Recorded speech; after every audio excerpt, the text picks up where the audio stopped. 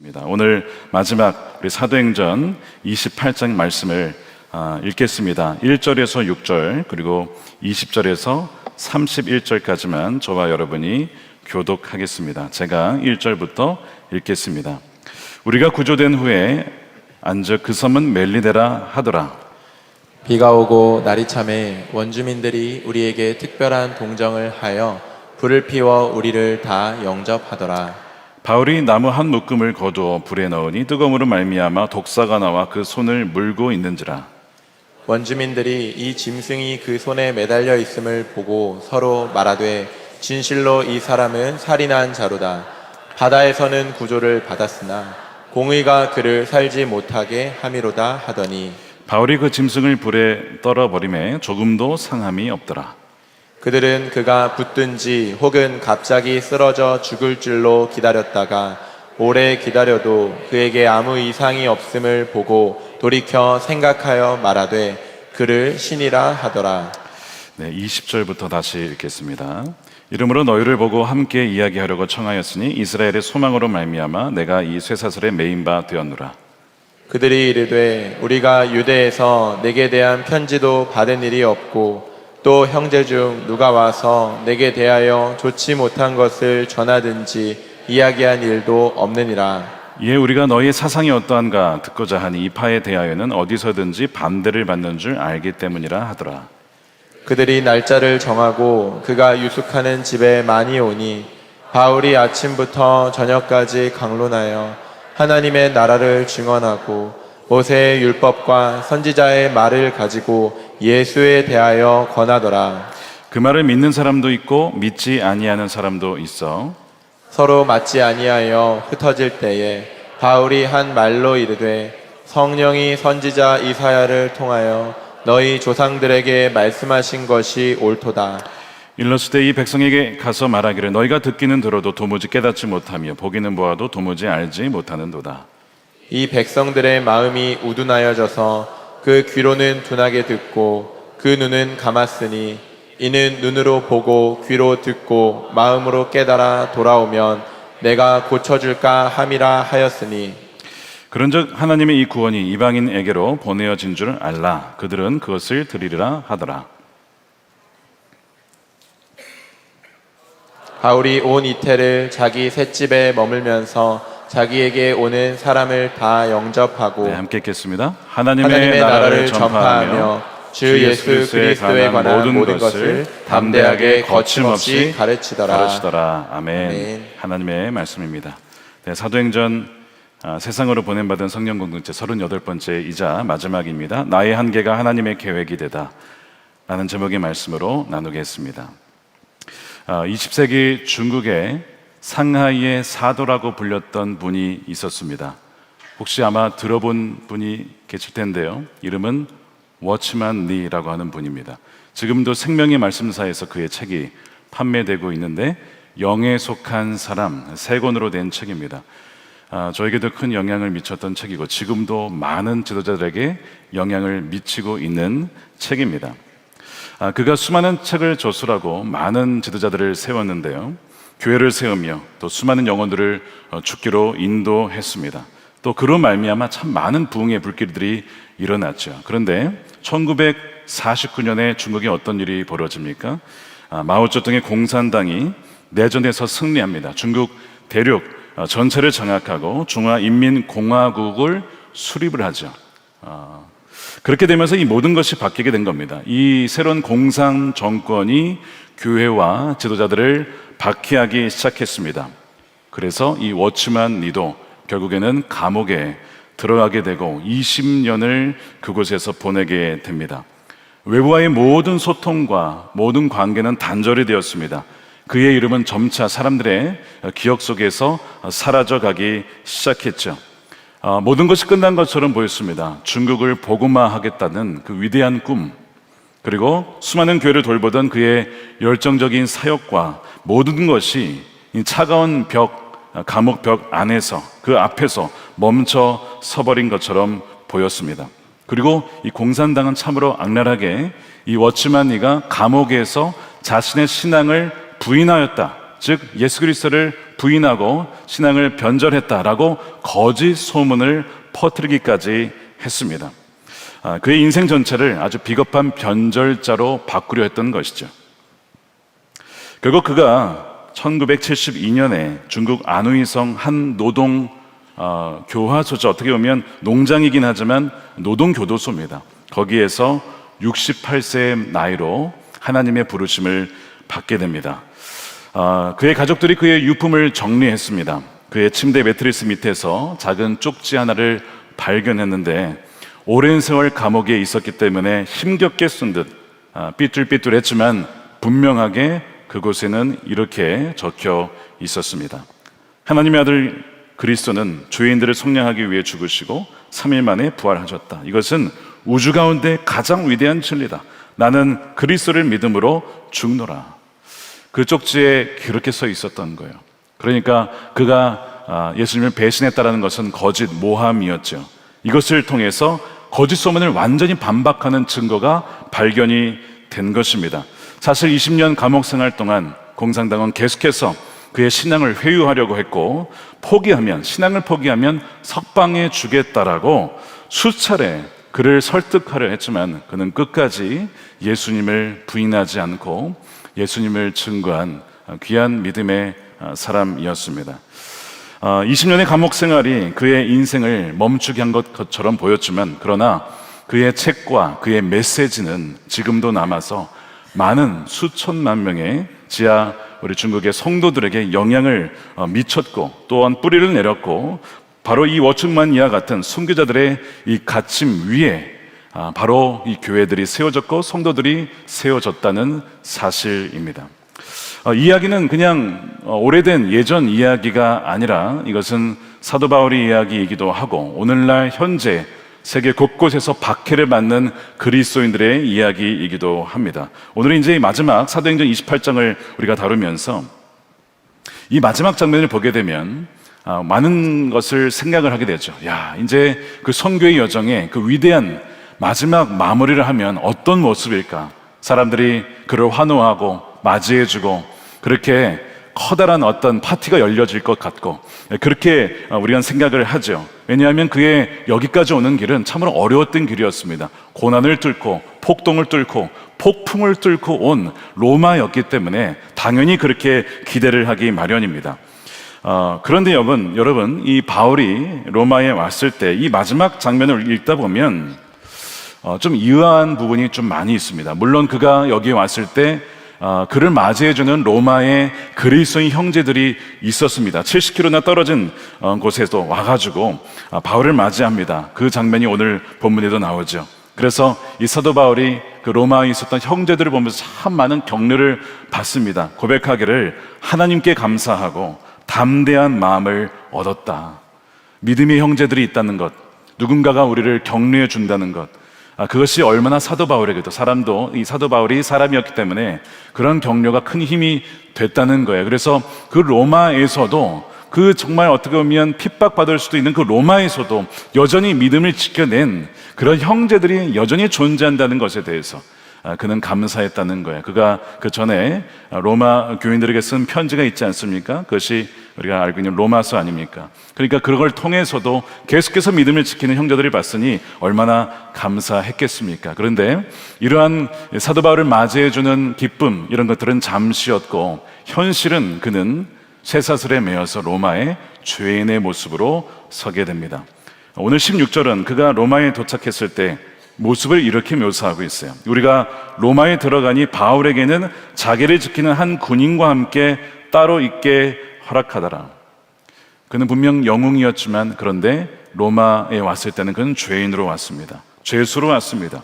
그의 무대는 광장이 아니라 값을 치르고 빌린 초라한 자기 셋집에 그가 머물렀다라고 말씀합니다. 그리고 2년의 긴 시간을 거기에 묶여서 머물러서 우리가 보기에는 거기서 뭘 할 수 있을까 싶을 정도로 참으로 그의 마무리가 너무나 이해가 되지 않을 정도로 그렇게 하고 사도행전 28장은 끝난다는 것이죠. 여러분, 사도행전 결말이 우리가 생각하는 어떤 굉장히 영광스러운 결말이 아닌 것 같아서 많은 분들이 좀 실망하곤 합니다. 위대한 선교 이야기의 끝이 이거라고 한다면 누가 선교를 감당할까? 누가 목숨 걸고 그렇게 광장에 나아가서 사람들에게 복음을 전할 수 있을까? 그런 생각을 하게 돼요. 자, 그런데 오늘 이 말씀을 보면서 풀리지 않는 의문, 실패처럼 보이는 결말 속에 또한 한계의 자리 속에서 하나님께서 그 한계의 상황 속에서 어떻게 이 사도 바울을 사용하셨고 또한 하나님의 계획이 계속해서 이어지게 되었는지를 오늘 말씀을 통해 좀 살펴보고자 합니다. 자, 오늘 28장에 보게 되면 전반부에 멜리데 섬에 가게 된 이야기가 먼저 등장하는데 이 부분을 먼저 좀 다뤄야 됩니다. 왜냐하면 이 작은 섬에서 벌어진 일이 이 지금 후반부에 이 로마에서 이제 셋집에 갇혀 지내는 이 바울의 모습과 전혀 다른 게 아니라 마치 이 모습을 조그맣게 보여주는 이야기이기 때문에 멜리데 섬의 이야기를 우리가 알게 되면 하나님께서 왜 바울을 로마에서 갇히게 하셨는지 그 의미를 또한 알 수 있게 됩니다. 자, 우리가 살펴본 대로 폭풍을 만났습니다. 배가 파손이 되었습니다. 죽을 뻔했는데 하나님의 약속대로 한 명도 죽지 않고 살게 돼요. 그래서 도착한 곳이 멜리데 섬이라는 곳이었습니다. 이 멜리데 섬에서 하나님께서 무엇을 보여주고 있느냐? 바로 이 인생의 풍파의 난파라는 것을 통해, 즉 인간의 힘이 끝나는 곳에서 하나님의 주권이 시작됨을 이 사건을 통해서 보여주고 있습니다. 자, 바울이 탄 배는 평범한 배가 아니었습니다. 로마의 지도자들이 탄, 군인들이 탄 배였고 가장 최고의 기술과 힘을 자랑하는 알렉산드리아 선박이었죠.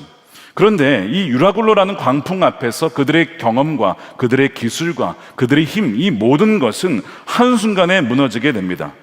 그래서 인간이 자랑하는 가장 강력한 힘이 자연의 힘 앞에서 무력하게 무너지는 순간이죠. 바로 그때 바울이 하나님께서 말씀해 주신 것들을 그대로 그들에게 전했던 모습이 여러분 27장 23절이었습니다. 내가 속한 바 내가 섬기는 하나님의 사자가 어젯밤에 내 곁에 서서 말하되 바울아 두려워하지 말아라. 내가 가이사 앞에 서야 하겠고 또 하나님께서 너와 함께 항의하는 자를 다 내게 주셨다 하였으니 그러므로 여러분이여 안심하라. 나는 내게 말씀하신 그대로 되리라고 하나님을 믿노라. 그런즉 우리가 반드시 한 섬에 걸리리라 하더라. 지난 말씀 기억나십니까? 왜 우리를 풍랑 속에 두셨습니까? 그 풍랑 속에서 우리와 함께 하신 하나님을 증언함으로 믿지 아니하는 사람들에게 하나님이 누구신지, 하나님의 약속은 신실하다는 것을 그 사람을 통해, 당신들을 통해서 증거하기 위하여 그 풍랑 속에 여러분들을 함께 두신 것이라고 지난 말씀 때 말씀을 드렸습니다. 그러니까 세상의 힘이 끝나는 곳에서 하나님의 힘이 진짜 위대하시다는 것을 보여주는 장면이 바로 이 장면이었습니다. 그래서 이 멜리데 섬에 도착을 하게 된 것이죠. 하나님이 이 멜리데 섬에 도착하게 하셔서 우리의 생각을 뛰어넘어 역사하시는 분이심을 또한 말씀해 주고 있습니다. 자, 난파된 현장을 보니까, 자, 1절에 보십시오. 우리가 구조된 후에 안즉 그 섬은 멜리데라 하더라. 비가 오고 날이 참에 원주민들이 우리에게 특별한 동정을 하여 불을 피워 우리를 다 영접하더라. 여러분, 이 그레데 섬을 떠난 바울 일행이 도착한 것은 멜리데 섬이라고 했습니다. 여러분, 멜리데 섬이 바로 저곳입니다. 바로 여러분들이 보시는 왼쪽이 그레데 섬이었고, 그리고 폭풍을 만나서 헤매다가 도착한 것이 저 멜리데 섬이고, 저 위쪽 북쪽이 바로 이탈리아 로마였던 것이죠. 그래서 이제 멜리데 섬에 도착하게 됐는데 참 흥미로운 것이 뭐냐면 저 멜리데라고 하는 섬의 이름의 뜻입니다. 이름의 뜻이 무엇이냐? 피난처입니다. 피난처. 폭풍을 만난 이들에게 하나님께서 그들을 인도하신 것이 어디였다고요? 피난처라는 이름을 가진 멜리데 섬으로 인도해 주셨다는 거예요. 왜 그것이 피난처였을까? 거기에 갔는데 아무것도 이제 가진 게 없잖아요. 먹을 것도 없잖아요. 그런데 그곳에 있었던 원주민들, 이 바르바로이라고 하는 이 바바리안의 어떻게 보면 어원이죠. 이 원주민들, 미개인이라고 불릴 수 있었던 사람들인데 바로 이들이 이 바울과 이 사람들을 먹여 살립니다. 그들이 특별한 동정을 하여서 특별한 인간애를 보여주면서 불을 피워서 그들을 영접해 주면서 살려준다는 거예요.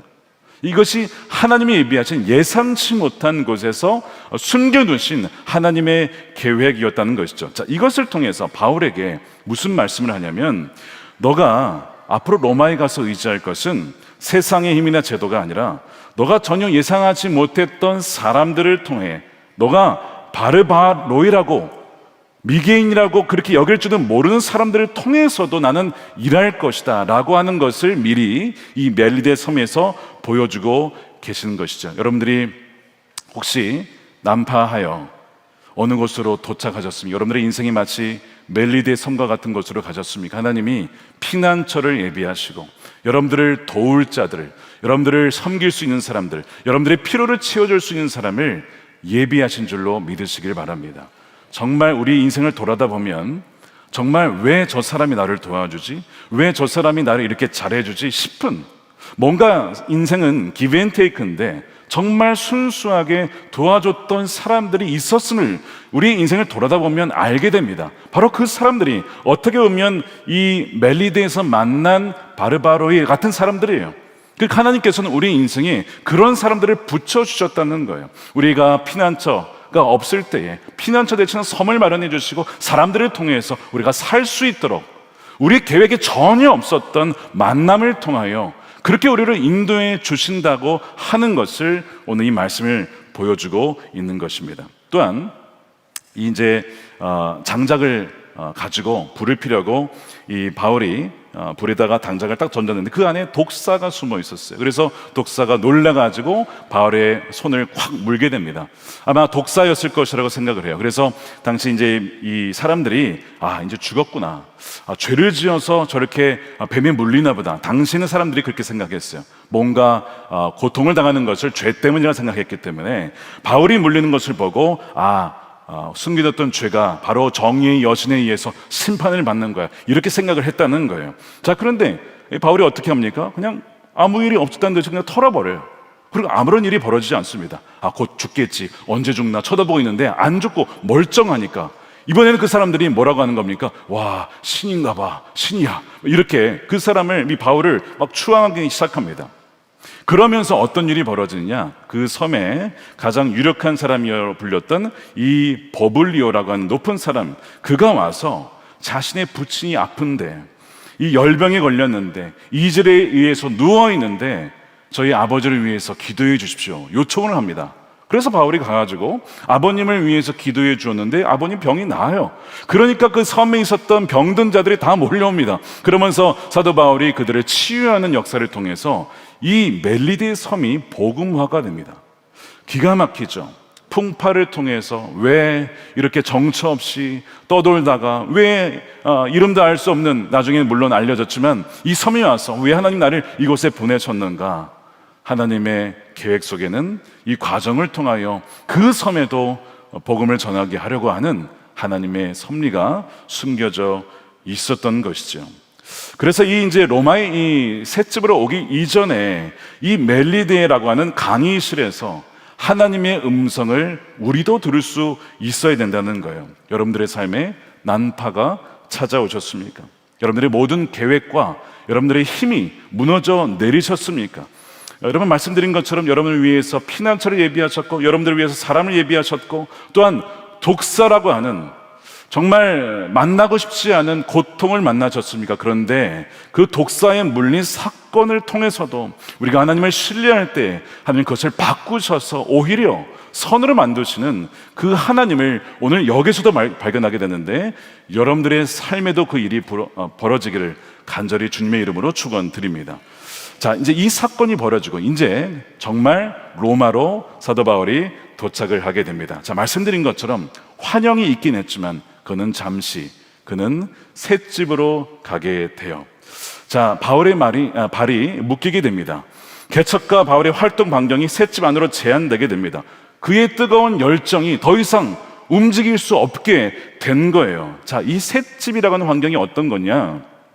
이 30절에 보니까 바울이 온 이태 2년을 자기 셋집에 머물렀다라고 말씀하고 있습니다. 이 셋집으로 번역된 헬러 미스토마는 돈을 내고 빌린 공간, 오늘로 우리로 얘기하면 뭐 월세에 가까운 거죠. 어떻게 감옥이 아니라 여기 있을 수 있었나? 왜죠? 사도 바울이 로마 시민권자였기 때문에 그에게 특별하게 주어진 특혜였던 것입니다. 특별한 처우였어요. 그래서 가택연금 상태로 그가 머물게 됩니다. 그렇다고 해서 막 좋은 집이 아니에요. 당시에 인슐라라고 하는 서민 아마 집이었을 텐데 그게 한 방 한 칸을 빌렸을 것으로 추정이 됩니다. 그래서 아마 1층에 그 방을 마련하여서 사람들이 드나들 수 있을 정도가 되었지만 넓거나 뭐 쾌적한 공간은 결코 아니었을 겁니다.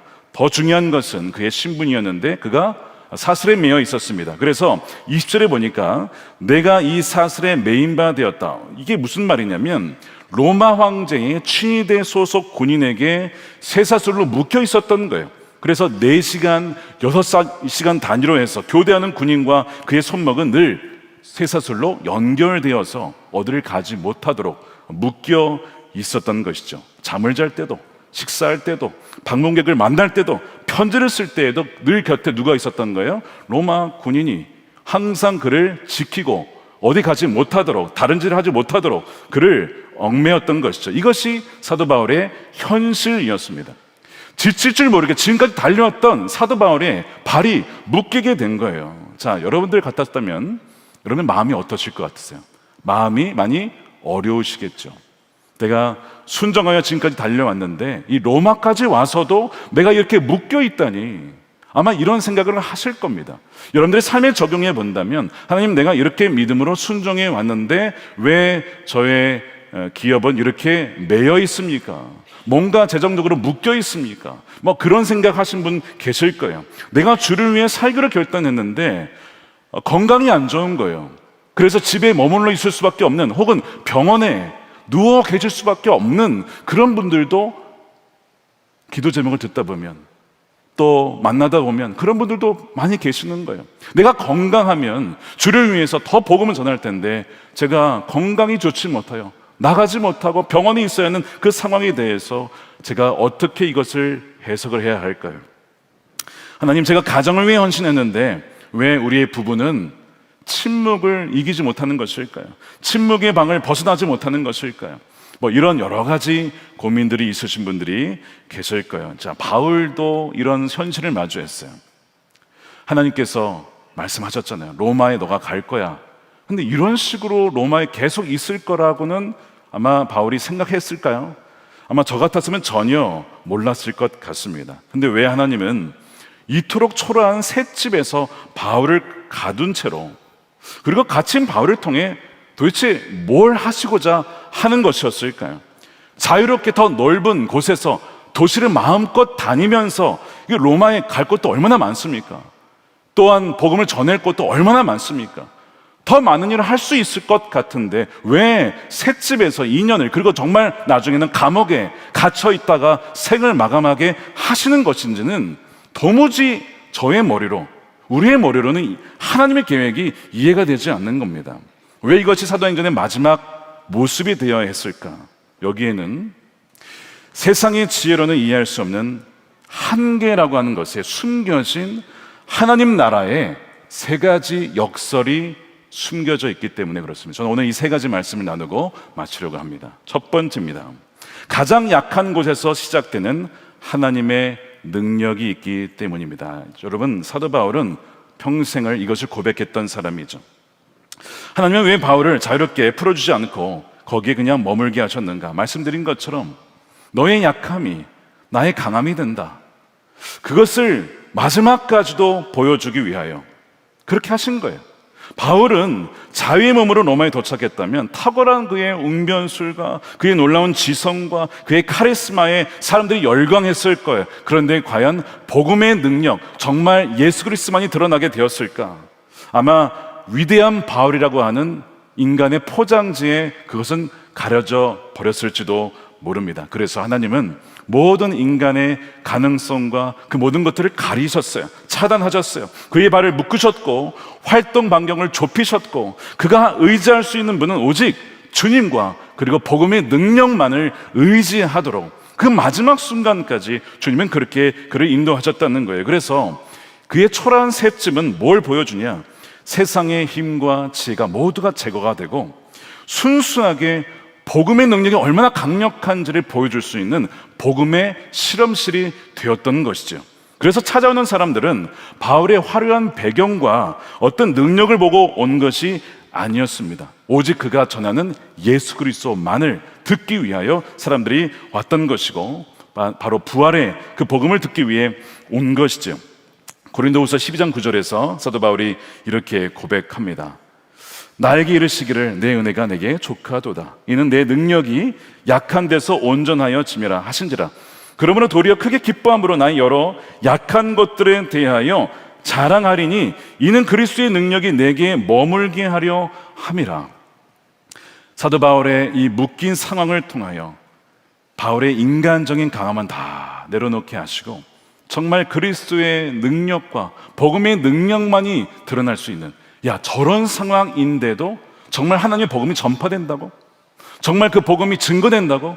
그렇다면 정말 바울의 어떤 능력이 아니라, 그의 타고난 능력이 아니라 바울의 능력이 아닌 복음의 능력으로 된 것임을, 그리스도의 능력으로 된 것임을 드러낼 수 있기 때문에 마지막 순간까지 하나님은 바울을 그렇게 셋집에 두셨던 것입니다. 두 번째 이유가 있습니다. 두 번째는 가장 좁은 곳에서 쓰여지는 영혼의 이야기이기 때문에 그렇습니다. 자, 가장 좁은 곳에서 오히려 가장 넓게 영원히 하나님의 이야기가 퍼져나갈 수 있기 때문입니다. 참 이해가 되지 않는 것은 셋집은 그 안에서 뭘 할 수 있겠습니까?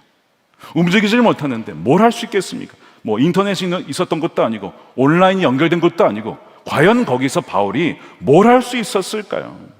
지금도 여러분의 방에서 나올 수 없다고 한다면 굉장히 답답하실 거예요.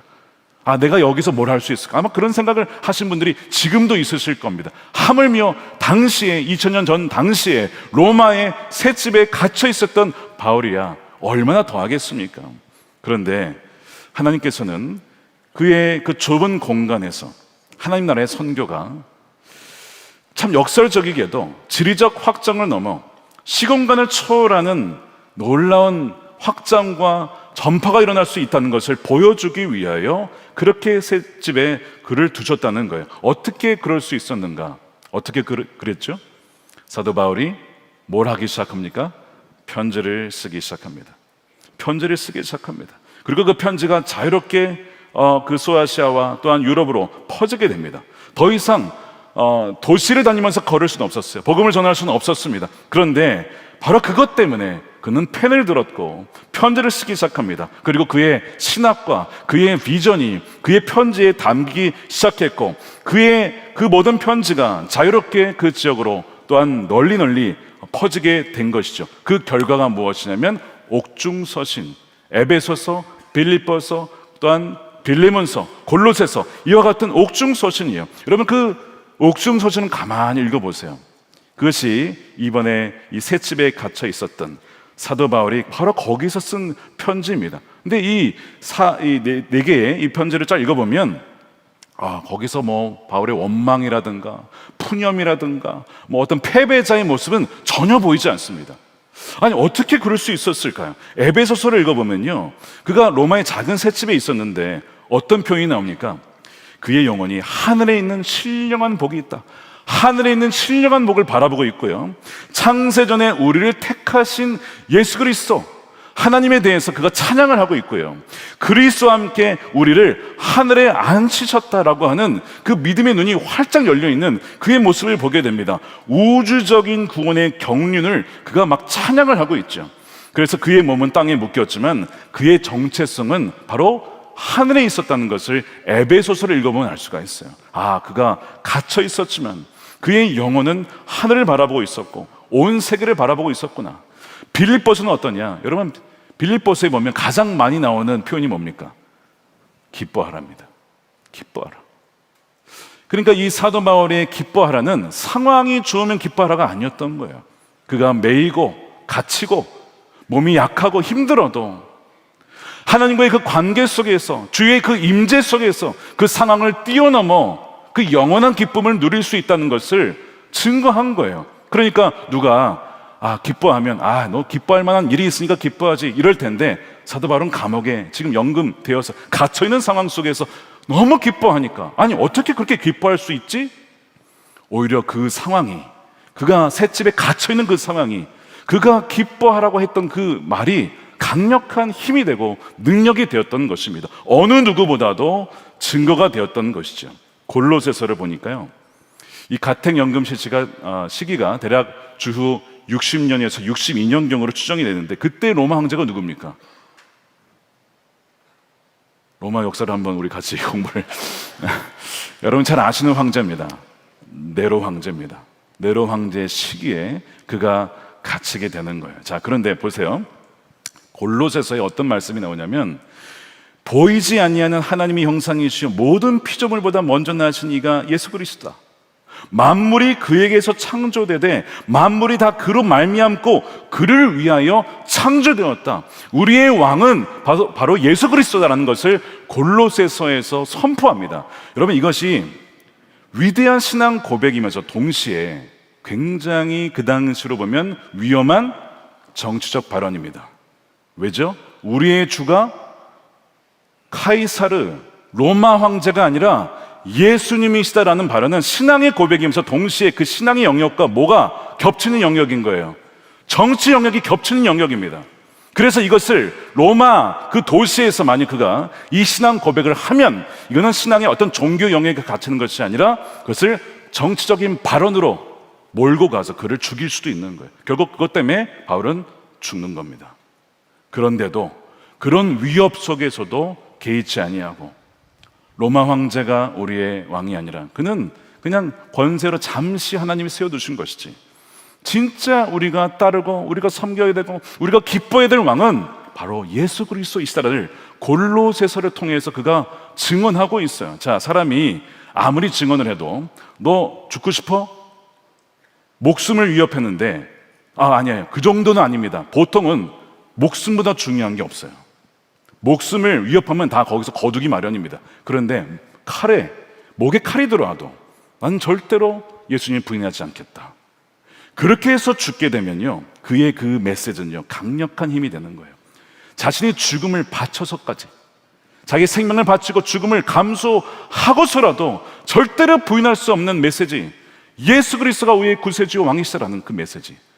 그렇기 때문에 지금 이 갇혀있는 상황 속에서의 이 메시지가 밖에서 자유롭게 돌아다닐 때의 메시지보다 훨씬 더 이것이 강력했던 것입니다. 여러분, 이제 교회 역사를 공부해 보시면 사도들이 다 순교합니다. 그 제자들이 속사도예요. 여러분, 속사도들 거의 대부분 순교한 거 아십니까? 혹시? 예를 들면 폴리캅이라는 제자가 있었어요. 사도 요한의 제자로 알려져 있는데, 이 폴리캅도요 결국에는요, 야, 너 한 번만 예수 그리스도를 부인하고 로마 황제를 주라고 고백을 해, 그러면 살려줄게. 그거 뭐라고 대답하죠? 내 80평생 한 번도 주님이 나를 배신하지 않으셨는데 내가 어찌 주님을 배신합니까? 그래서 화형에 처해지는데, 이런 화형을 당할 때도 끝까지 주님을 부인하지 않습니다. 근데 불을 태워내도 안 죽어. 그래서 결국 찔러 죽입니다. 그렇게 해서 전해진 복음이 우리가 들은 복음입니다. 그 복음의 메시지를 지키기 위하여 수많은 사람들이 죽음을 각오하서라도 이것을 우리에게 전한 거예요. 왜 주님께서 그를 풀어주지 않고 그 셋집, 나중엔 감옥에까지, 그리고 죽기까지 그를 두셨는가?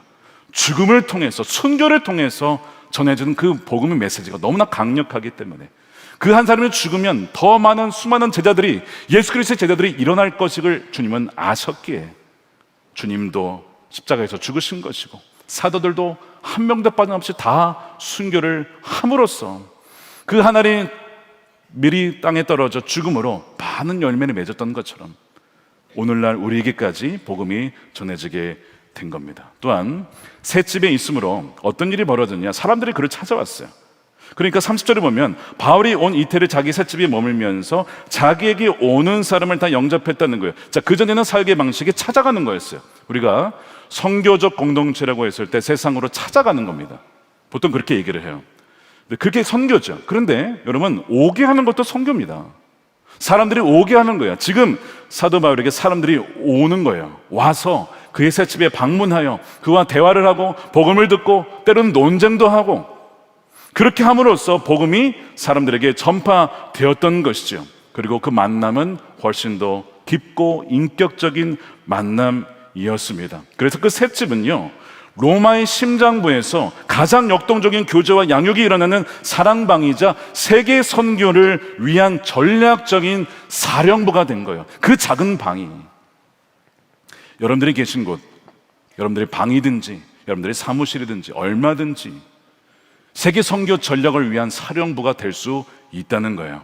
사람들을 초청하여서 그곳에서 기도하고 그곳에서 말씀을 나누고 일대를 양육하고 때로는 필요하다면 토론을 통해서 변증을 통해서 얼마든지 우리가 있는 그 작은 방이 세계 선교 전략의 중심지가 될 수 있다는 것을, 우리가 뭐 거창한 것이 있어야, 대단한 돈이 있어야, 뭐 멋진 오피스와 뭐 있어야 되는 게 아니라 이 작은 보잘것없는 셋집을 통해서도 주님이 바울을 통해 하셨다면 지금도 저와 여러분을 통해서 그렇게 하실 수가 있다는 것입니다. 참 놀라운 것이 빌립보서에 보면요, 자, 결국 이 갇힌 상황에서 편지를 주고받는데 어떤 일이 벌어졌는지를 참 놀랍게 증언하는데, 자, 빌립보서 4장 22절입니다. 모든 성도들이 너희에게 문안하되 특히 가이사의 집 사람들 중 몇이니라. 이게 무슨 얘기예요? 가이사, 황제의 집의 사람들도 복음을 듣게 됐어요. 놀라운 일입니다. 이것을 위해서 하나님께서 바울을 로마에 보내신 거예요. 비록 죄인의 신분이긴 했지만 로마에 가서 결국에는 이 로마 황제의 가정에, 친척에까지도 복음이 들어가게 된 것입니다. 이게 참 놀라운 열매인 것이죠. 그래서 그의 감금은 실패가 아니었다는 거예요. 가장 예상치 못한 곳에 복음의 씨앗을 심기기 위한 하나님의 놀라운 뭐예요? 침투 작전이었다는 것입니다. 이것이 하나님의 놀라운 지혜입니다. 우리가 어떻게 하나님의 그 지혜를 따라갈 수가 있겠습니까? 마지막 세 번째는 닫힌 문을 통해서 열리는 더 큰 문입니다. 자, 오늘 본문은 가만히 읽어보면 이렇게 사람들을 맞이해서 또 그들이 복음을 듣고 이제 가시는 분도 있지만, 유대인들 중에 와서 바울의 얘기를 듣다가 토론을 하다가 뭐 반대하기도 하고 받아들이지도 않고 뭐 자기네끼리 싸우기도 하고 이러다가 그냥 가는 사람들도 등장을 합니다. 자, 그것이 오늘 28장에 계속 나오죠. 그러니까 무슨 얘기가 나오냐면 26절에 너희가 들어도 도무지 듣지 못하는구나, 너희가 보아도 도무지 보지 못하는구나, 너희들의 마음이 우둔하기 때문이다. 이 얘기가 그래서 나오는 거예요. 복음을 들려줬는데도 유대인들이 받아들이지 않는 거예요. 심지어 서로 그거 가지고 막 싸워요. 이런 일이 벌어졌어요. 그러니까 이것만 보면은 참 안타깝게 좀 어둡게 끝나는 것처럼 보입니다. 그리고 이제 29절에 보면 이 없음이라고 되어 있죠. 아까 우리가 성경 읽다가 잠깐 멈췄잖아요. 그 없음에서 이거 뭐야, 왜 없어? 근데 그 없는 게 우리 성경에는 없는데 어디에는 있다? 킹 제임스 버전에는 있습니다. 그래서 거기 읽어보면 이렇게 되어 있습니다. 그가 이 말을 한 후에 유대인들이 자기들끼리 많이 다투며 떠나갔다. 그러니까 아까 이사야 말씀 인용한 거, 너희가 보아도 보지 못하고 들어도 듣지 못하는 사람들이 있다. 복음을 전해도 안 받아들이는 사람들이 있을 거야. 그래서 유대인들이 받아들이지 않기 때문에 이 복음이 어디로 간다? 이방인에게 흘러갈 거야. 자, 그래서 그 다음에 사도 바울이 그 얘기를 하는 거예요. 28절에 그런즉 하나님의 이 구원이 이방인에게로 번이어진 줄 알라. 그들은 그것을 들으리라. 누가 들었습니까?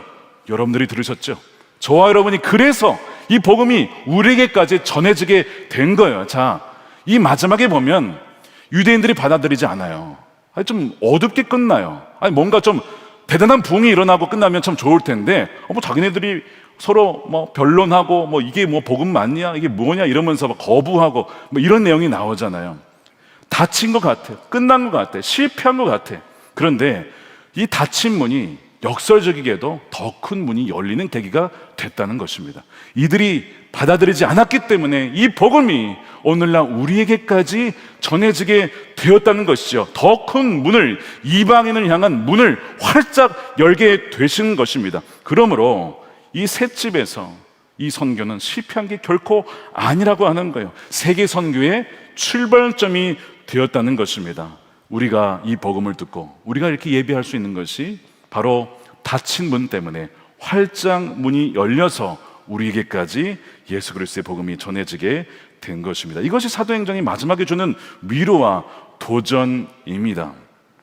왜 누가는 바울의 개인적인 결말을 그의 죽음까지 자세히 기록하지 않았을까요? 왜냐하면 하나님의 이야기는 바울로 끝나는 게 아니에요. 바울은 여기 주인공이 아니라 성령 하나님이 주인공이에요. 잠시 그 챕터에 바울이 쓰였던 것 뿐이죠. 그 다음 삼막, 사막, 오막을 가면서 다른 사람들이 그 배턴을 이어가서 하나님의 이야기가 계속 되게 되고 하나님의 이 복음이 계속해서 증거되어야 되기 때문에 이 마지막에 바울의 마지막 결말을 기록하지 않았던 것입니다. 그리하여 이 누가가 썼잖아요. 우리의 시선을 의도적으로 바울이 아니라 우리의 시선을 하나님께로 돌리게 합니다. 하나님의 나라가 어떻게 전파되는지 그것이 31절에 우리 함께 읽어보겠습니다. 시작. 하나님의 나라를 전파하며 주 예수 그리스도에 관한 모든 것을 담대하게 거침없이 가르치더라. 자, 여기에서 초점은 담대하게 거침없이. 하나님 나라의 전파, 이 복음이 전파되려면 어떻게 해야 된다고요? 담대하게, 그리고 거침없이. 여러분, 경건하게 살고자 하면 반드시 뭐가 있다고요? 박해가 있다니까요. 모든 사람들에게 칭찬만 받는 것은 내가 지금 잘못 가고 있다는 증거일 수 있어요. 예수님은 결국에는 십자가에 달려 돌아가셨어요. 베드로도 십자가에 거꾸로 순교를 합니다. 스데반도 복음을 증거하다가 듣기 싫어, 그를 싫어하는, 혐오하는 사람들에 의해서 맞아 죽습니다. 여러분, 우리가 정말 담대하게 거침없이 복음을 전하다 보면 그런 일을 맞이할 수밖에 없어요. 여러분, 마태복음 5장에 예수님이 뭐라고 하셨죠? 너희를 박해하는 자가 있느냐? 뭐라고 했습니까? 기뻐하라. 하늘의 상이 큼이니라. 제가 여러분들에게 묻고 싶습니다. 여러분들은 복음 때문에 어떤 박해를 받으셨습니까? 여러분, 복음 때문에 어떤 오해를 받으셨습니까? 복음 때문에, 예수님 때문에 어떤 혐오를 받으셨습니까? 그런 것이 하나도 없다면 내가 주님 앞에 섰을 때 하늘 큰 상이 있을까요? 없을까요? 너무 중요한 문제입니다. 사도 바울은 자기가 죽는 것을 두려워하지 않았어요. 내가 죽더라도 예수 그리스도의 복음을 전파할 수 있다면 나는 담대하게 전할 것이다. 거침없이 담대하게 하나님 나라를 전파했다는 거예요. 자, 이 복음을 이 셋 집에서 전하는데 옆에 누가 있어요? 로마 군인이 지켜보고 있잖아요. 솔직히 만약 이 황제 친위대가 마음에 안 들면 이놈 봐라, 헛소리하고 있네, 바로 죽일 수도 있을 거예요. 물론 뭐 그가 시민권자니까 그렇게 하진 않겠지만 왜 거침없이 단어가 나왔을까? 옆에 지켜보고 있는 사람이 있어도 죽일 테면 죽여라, 나는 예수 그리스도를 전하다가 죽을 거야. 이게 바울의 마지막 모습이었다는 거예요. 그렇다면 우리의 모습은 어떻습니까? 여러분들의 직장에서, 여러분들의 만남 속에서, 공공 영역 속에서 상대방을 존중하고 또한 상대방을 위해서 기도하며 원수까지도 살아가는 그 마음과 동시에 우리가 이 진리의 복음을 지키기 위하여 나는 어떤 대가를 치르고 있는가? 여러분, 진지하게 물어야 됩니다. 왜냐하면 우리도 주님 앞에 설 것이기 때문에. 태어난 순서대로 가는 게 아닙니다. 여러분, 주님 불러가시면 젊을 때도 가야 되는 겁니다. 여러분, 사도들은 다 젊은 나이에 부름 받았어요. 물론 사도 요한이 가장 오래 살았죠. 그는 거의 90세 넘게까지 살았다고 했지만 살아있는 순교를 당했죠. 고난을 당하면서. 그러나 복음을 부정하지 않았어요. 여러분, 오늘 말씀을 보면서 바울은 수많은 한계와 제한 속에 있었지만 오히려 복음은요, 담대하게 더 거침없이 퍼져나가고 있습니다. 이것이 한계 속에 숨겨진 하나님 나라의 역설이에요. 갇히는 것 같고 박해받는 것 같고 밟히는 것 같고 순교당하는 것 같지만 기독교 역사는 그러면 그럴수록 더욱더 퍼져나가게 됐고 더욱더 생명을 잃고 전 세계로 나가게 됐다는 것이 기독교의 역사 아닙니까? 중국의 공산당이 교회를 폐쇄하고 지도자를 죽이고 감금하였어도 수천 수만 명의 그리스도인들이 존재했다고 증언하고 있지 않습니까? 우리나라도 마찬가지예요. 6.25 때 얼마나 많은 그리스도인들이 죽었습니까? 그러나 남한의 대한민국의 교회는 왕성하게 부흥했고 더욱더 타올랐고 세계 선교를 감당한 나라가 되지 않았습니까? 그러니까 여러분, 우리가 이제는 그 선조들의 유산을 물려받은 입장에서 더 이상 물러서지 말고 두려워하지 말고 우리가 감당해야 될 사명을 감당해야 된다는 것입니다. 우리가 한계가 있죠. 약점이 있어요. 근데 오늘 말씀해 보세요. 하나님은 우리의 한계에 매이지 않는다니까요. 오히려 그 한계를 하나님의 계획으로 쓰신다니까요. 우리가 약하면요, 오케이, 더 좋은 거예요. 왜? 우리가 약할 때 주님은 강하시니까, 주님이 더 드러나니까 오히려 그것이 더 영광인 것입니다. 우리 인생의 작은 새집을 통해서 주님은 하나님 나라를 오게 하신다는 거예요. 자, 이 바울의 이야기는 여기서 끝나지만 하나님의 이야기는 끝나지 않고 여러분들 통해서 계속 이어지게 되는 거예요. 그래서 사도행전 29장의 주인공이 여러분들이 되는 줄로 믿습니다. 누구를 통해서요? 성령을 따라 믿음과 순종으로 담대하게 발걸음을 걷는 이들을 통하여 지금도 사도행전 29장은 쓰여지고 있다는 것입니다. 오늘 참 귀한 간증 영상을 제가 봤어요. 그 영상은 CBMC라고 기독교 실업인 모임에서 하나님을 만난 분의 간증인데, 그 간증하신 분의 따님이 저희 교회 성도님이세요. 그리고 오랜 시간 동안 이 어머니를 위해서 기도하신 걸 내가 알고 있는데요. 제가 한 20년간 기도하신 걸로 알고 있습니다. 근데 그 어머님이 예수를 믿지 않다가 이제 예수를 믿게 된 그 간증을 듣게 된 거예요. 왜 예수를 믿지 않았는가? 하나님에 대한 상처가 있었어요.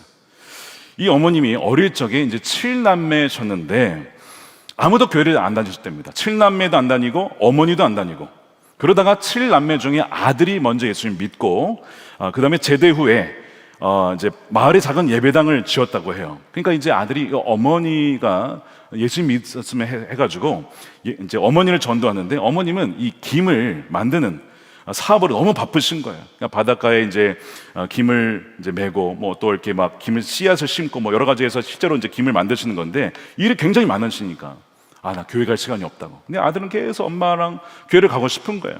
그러니까 어느 날은 엄마가 자, 이 김에 이 씨앗을 다 이렇게 넣으면 내가 가겠다 약속을 받고, 이 아들이 너무 신나니까 토요일 날 이제 그 일을 하려고 하면 이제 주일날 가는 거예요.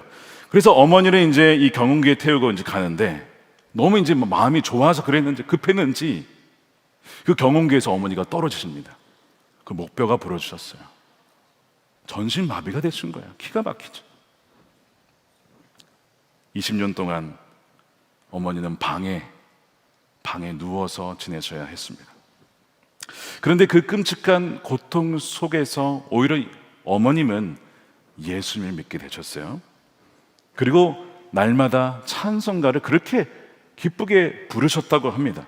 어머니가 가장 많이 부른 찬송이 태산을 넘어 험곡에 가도, 태산을 넘어 험곡에 가도. 근데 이제 간증자였던 이 따님이죠. 이 어머니 따님이 그 찬송을 들으면 너무 짜증이 나는 거예요. 왜냐? 저 어머니가 못 걷잖아요. 못 걷는데 찬양을 맨날 태산을 넘어 험곡에 간다는 거야. 그러니까 딸이 들었을 때는 너무 이게 속상한 거지. 그래서 엄마가 그 찬양을 부를 때마다 엄마, 아니 걷지도 못하는데 뭐 그런 찬양을 부르냐고 막 엄마한테 막 뭐라 그랬대. 그 찬송 부르지 좀 말라고.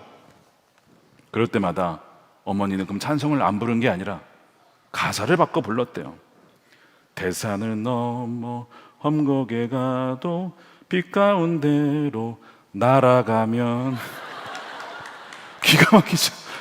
와, 우리 어머니 믿음이 엄청난 거예요. 그래, 난 걷지 못하지만 날개가 있으면 날아갈 수도 있잖아.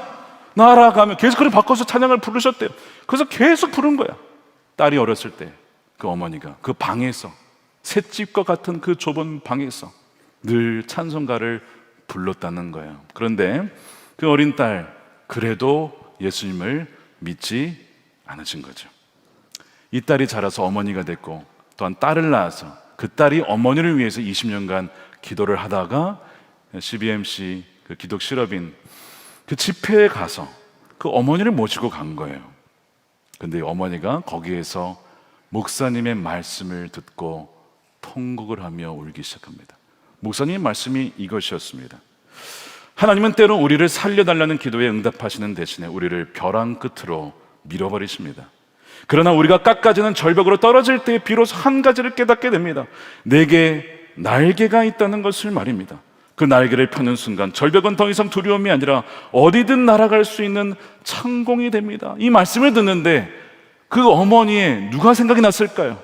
그 어머니의 어머니, 그 작은 셋집에서 늘 찬양을 불렀던, 날아가면 그 찬양을 심차게 불렀던 그 어머니가 생각이 나면서, 아, 우리 어머니가 그때 하나님이 달아주신 날개가 있어서 그 믿음으로 그렇게 찬양하는 것이었구나를 이제서야 수십 년이 지나서 깨닫게 되면서 그렇게 눈물이 나더랍니다. 어머니가 그래서 그 하나님 때문에 비록 걷지 못하였지만 그의 영혼은 날아서 날마다 하나님 나라를 사모하며, 하나님 나라를 사모하며 그렇게 사랑하며 오히려 바로 그곳에서 선교를 감당했구나, 그런 고백을 하시는 거예요. 그러면서 예수님을 그분이, 어머님이 믿게 되는 거예요. 아, 그래서 우리 어머니는 당시에 힘들지 않으셨구나. 그래서 어머니는 그렇게 찬양할 수 있었구나. 이제 그 어머니와 그렇게 간증을 하면서 이 어머니의 방, 그 전신마비의 셋집과 같은 그 셋집이 딸에게는 원망과 고통의 장소였는데 어머니에게는 주님이 주신 날개로 세상을 훨훨 날아다니는 하나님 나라의 중심지였던 것이죠. 당시 어머니 몸은 갇혔지만 그 찬송은 수십 년이 흘러서 거침없이 이 딸의 마음을 열었고 마침내 20년 기도의 응답으로 어머니가 예수님을 믿게 된 것입니다. 저는 이 간증을 들으며, 와, 그 수십 년 전에 어머님이 그 셋집에서 불렀던 찬양이 세월이 흘러도 그 딸의 영혼을 흔들 수 있고 마음을 열 수 있고 예수님을 받아들일 수 있도록 그 복음의 문을 활짝 여는 강력한 능력이 되었구나. 여러분, 여러분들이 셋집에서, 셋집과 같은 환경 속에서 부르는 찬양과 기도와 말씀이 아무런 능력이 없다고 생각하십니까? 여러분, 그렇지 않습니다. 하나님께서는 그것을 사용하셔서, 우리의 한계를 사용하셔서 하나님의 계획으로 사용하셔서 어떻게, 어떤 방식으로 누군가에게 영향을 미치 우리는 알 수 없어요. 그런데 하나님은 다 계획하고 계시다는 것입니다. 이것이 오늘 사도행전을 통해서, 또한 귀한 우리 간증자, 우리 어머니를 통해서 우리에게 주시는 살아있는 증언인 것입니다. 여러분에게 이것을 보여주고 좀 마치려고 합니다. 제 손에 뭐가 있습니까? 배턴이 있습니다. 왜 붉은색이냐? 다른 생각하지 마십시오. 하도 민감한 시기라. 피로 정해진 복음의 배턴이기 때문에 그렇습니다. 베드로는 이 복음의 배턴을 들고, 누가 주셨습니까? 예수님이. 가라, 모든 민족을 제대로 삼아라. 예루살렘을 다니며 이 복음의 배턴을 가지고 달렸어요. 그리고 순교하기 전에 다른 이에게 넘겨주었습니다. 스데반은 어땠습니까? 스데반도 역시 끝까지 충성하였어요. 그를 죽이려고 하는 이들 앞에서 두려워하지 아니하고 도망가지 아니하고 돌에 맞아 죽기까지, 그리고 마지막까지도 주님, 저들을 용서해 주십시오. 그 원수를 사랑함으로써 그 복음의 씨앗을 심었고 그것을 누가 받았습니까? 사울이 받아서 바울이 되었습니다. 그 바울이 로마에 이르기까지, 죽기까지 이 복음의 배턴을 놓치지 않고 달려와서 또한 이것을 디모데에게, 에바브로디도에게, 다른 이들에게 복음의 배턴을 넘겨준 거예요. 여러분, 이 복음의 배턴이 우리에게 오기까지 얼마나 많은 사람들이 죽었는지 아십니까?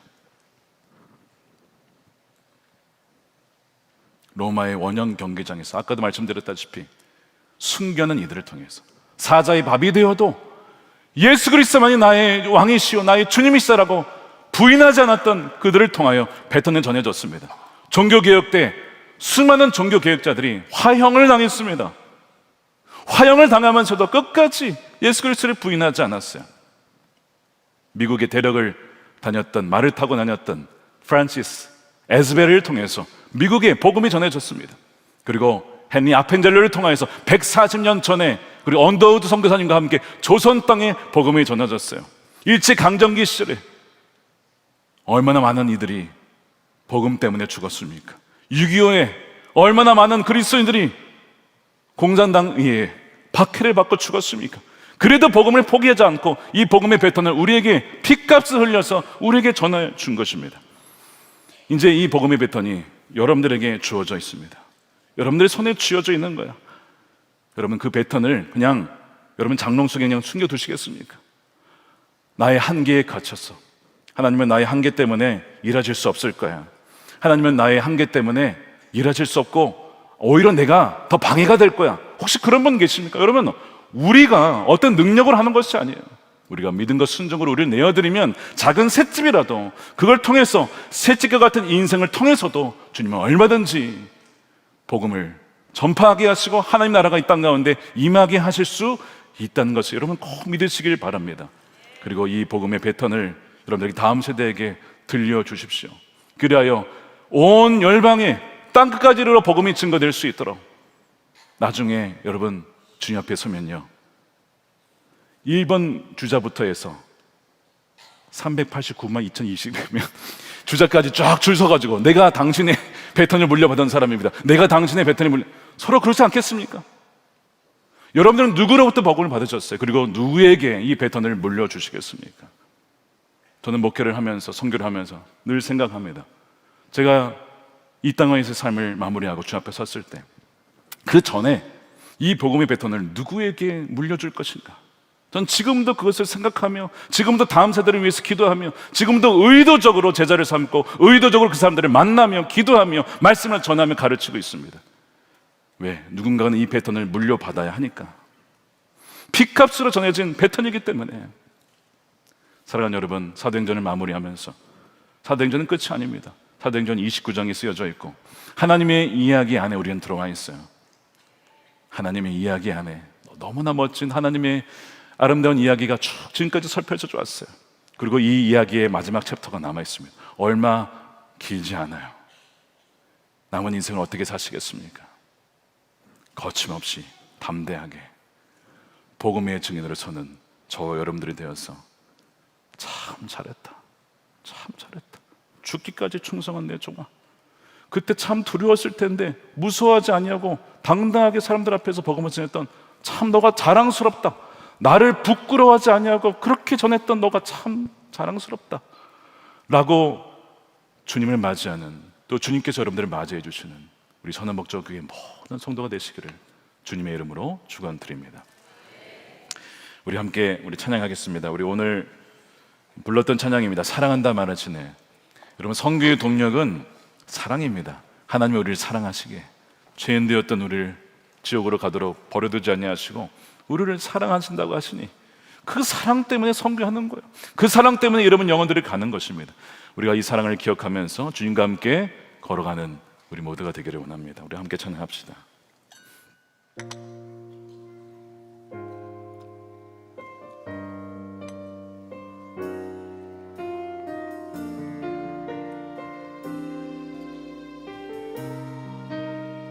아무런 자격도 없는 나를 위해 아무런 소망도 없는 나를 위해 사랑한다, 사랑한다, 사랑한다, 사랑한다 말하시네. 이 낮은 날 위해 이제 나는 옛사람 아니요 이제 나는 옛사람아. 아멘. 그렇습니다. 망에서 건지신 주의 자녀이니 한없는 주의 사랑 안에 기쁨으로 걸어가는 내. 우리 저보다 찬양합시다. 아무런 자격도 없는 자격도 없는 나를 위해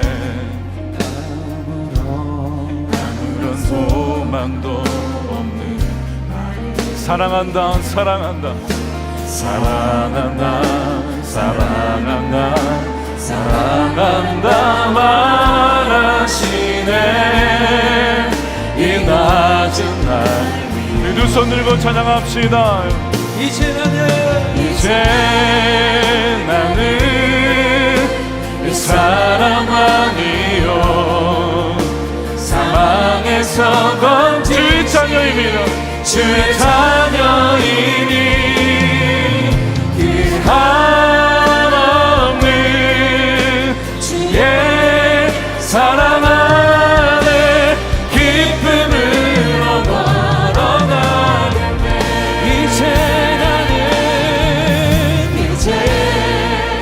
나는 옛사람 아니요 사망에서 건지신 주의 자녀이니 그 한없는 주의 사랑 안에 기쁨으로 걸어가겠네. 나의 사랑 나의 어여쁜 자야 나의 사랑 나의 어여쁜 자야 일어나 손을 잡고 함께 가자.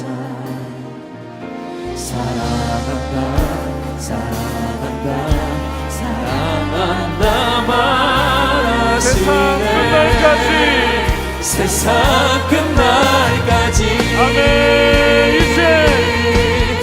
이제 나는 옛사람 아니요 사망에서 건지신 주의 자녀이니 그 한없는 주의 사랑 안에 기쁨으로 걸어가겠네. 이제 나는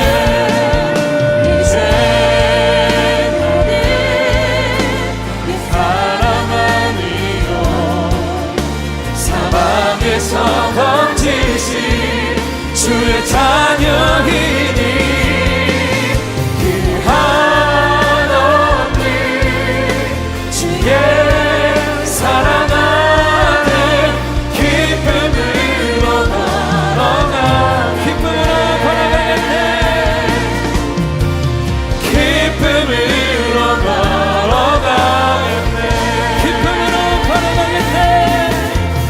기쁨으로 걸어가겠네. 할렐루야. 주님께 모든 영광의 박수 올려드립니다. 우리 함께 기도하겠습니다. 우리 첫 번째로 기도할 때 우리 인생의 쇠사슬같이 우리를 올가매고 우리를 매이게 하는 한계가 다 있습니다. 우리에게는 다 한계가 있어요. 지식의 한계, 지혜의 한계, 육신의 한계, 관계의 한계, 물질의 한계, 모든 한계가 우리를 짓누릅니다. 그래서 그 쇠사슬이 매일 때 우리의 시선은 그 매인 거에 집중이 돼요. 하나님, 나 이렇게 매여 있어요. 그래서 나 자유롭지 못하니까 이거 못하고 저거 못하고 저것도 못해요. 원망과 불평을 쏟길 마련이죠. 우리 그 인간의 본성이 그렇습니다. 우리가 가진 것, 우리에게 있는 것보다는 그 없는 것과 그 매여 있는 그것에 계속 우리의 마음이 쓰여 있는 거예요. 근데 오늘 본문에 보니까 사도 바울은 진짜 매여 있었거든요. 진짜 쇠사슬에 매여 있었거든요. 그런데 어찌나 그 누구보다도 자유로운지 몰라요. 그 비결이 뭐였을까요? 그의 시선이 항상 주님께 있었기 때문입니다. 여전히 그와 함께 하시고 나의 한계에 매이지 아니하시고 오히려 그 한계를 바꾸어 계획으로 쓰시는 하나님의 주권적인 섭리가 있음을 그가 믿었기 때문에 그 쇠사슬에 그 영혼을 가둘 수가 없었던 것이죠. 이 시간 기도할 때 주님, 쇠사슬 너머에 그 보좌에 계신 주님을 바라보는 믿음의 눈을 활짝 열어 주시옵소서.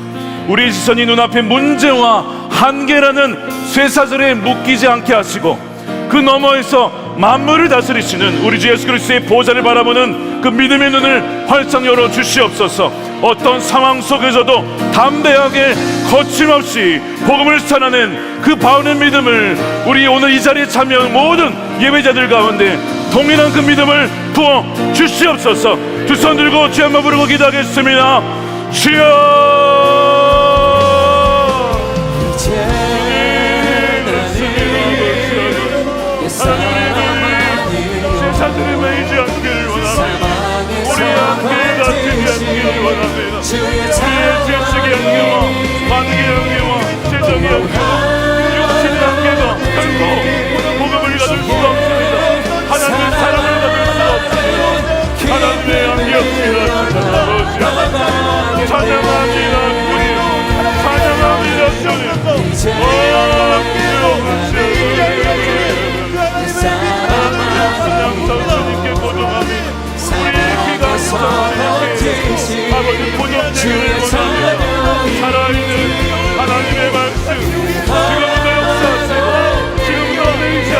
강력한 역사하시고 하나님의 귀한 말씀이 주여 우리 모두를 그렇게 하시고 귀하게 해주시옵소서. 주의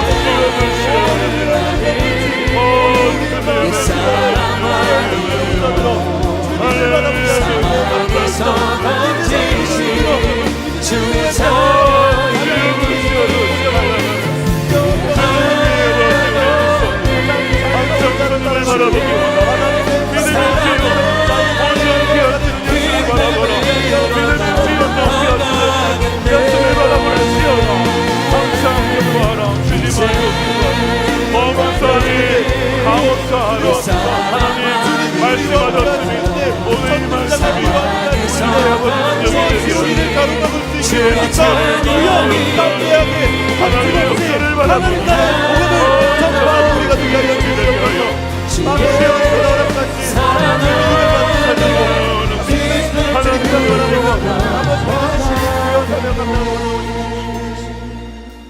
두 번째로 기도합시다. 오늘 핵심 은유가 바로 셋집입니다. 셋집. 그 작은 방, 더럽고 누추하고 갑갑했을 그 셋집. 그런데 그 셋집에서 오히려 하나님의 나라가 담대하게 거침없이 전파되며 수많은 제자들을 길러내고, 비록 거기에 반대하는 이도 있었고 거부하는 이도 있었지만, 그러나 오히려 그 닫힌 문이 활짝, 더 큰 이방인의 복음을 향한 문이 활짝 열리는 계기가 되었습니다. 여러분, 여러분들에게 셋집은 무엇입니까? 여러분들이 생각하시는 나의 한계, 나를 올가매는 셋집은 무엇이라고 생각하십니까? 오늘 말씀을 기억하십시오. 여러분의 그 셋집이 하나님 나라의 중심지가 될 것입니다.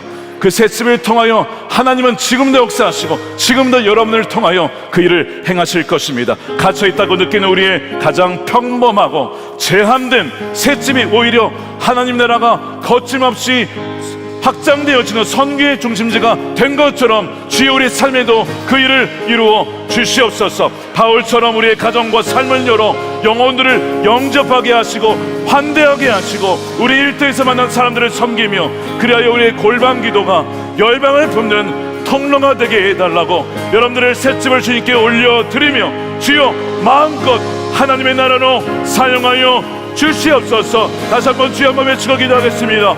주여,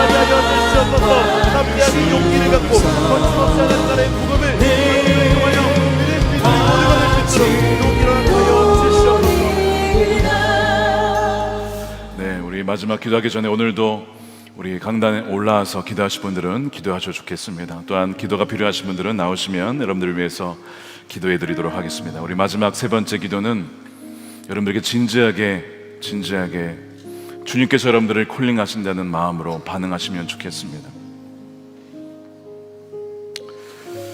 주님, 우리가 사도행전 29장의 신실한 경주자가 되기를 원합니다. 지금도 하나님 나라의 역사는 쓰여지고 있습니다. 주님이 오시면 그 역사는 이제 마무리가 되겠지만 그 기회가 있을 때에, 시간이 있을 때, 우리가 이 땅을 살아갈 때에 믿음과 순종으로 그 신실하게 복음의 경주를 달리지 않은 분들은 어쩌면 그 나라의 역사에 어떻게 기록될지 모르겠어요.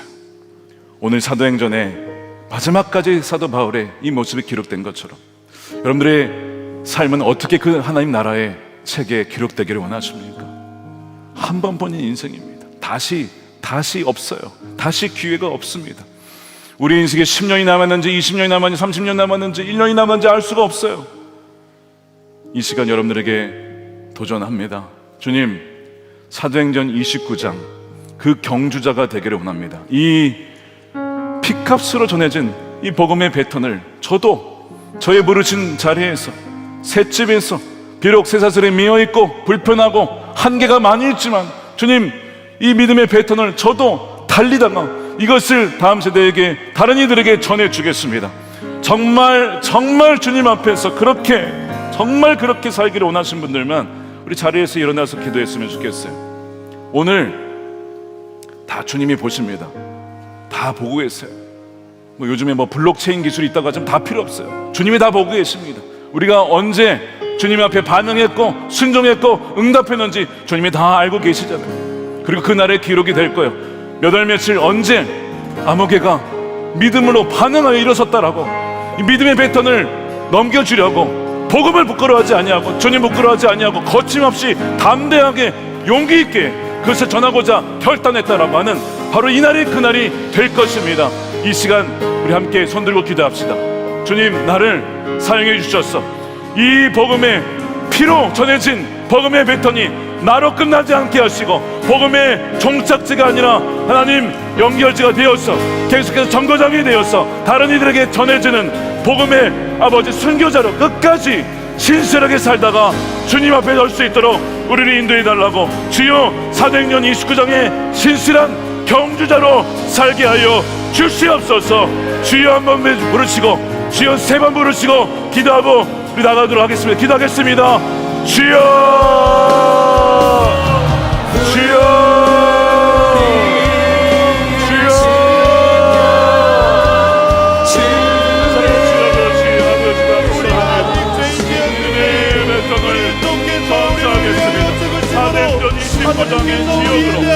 나가겠습니다. 함대하게 기록하는 감당하도록 하겠습니다.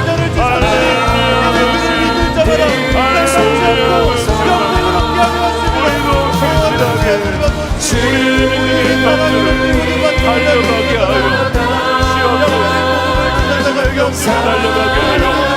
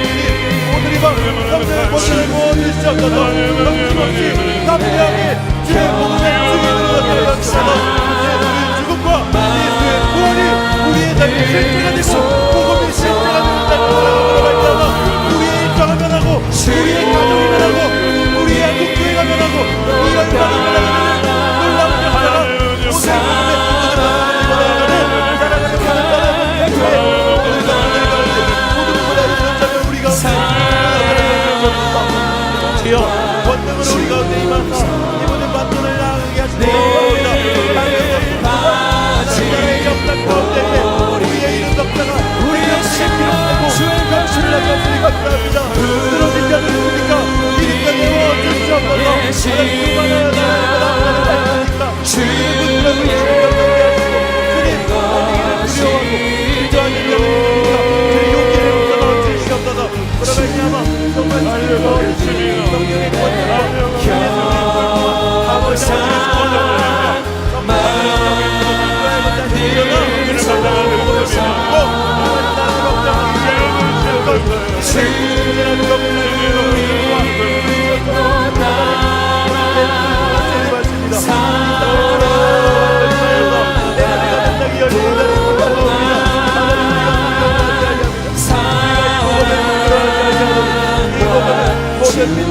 우리에게 구원을 주시는 하나님의 능력이 됩니다.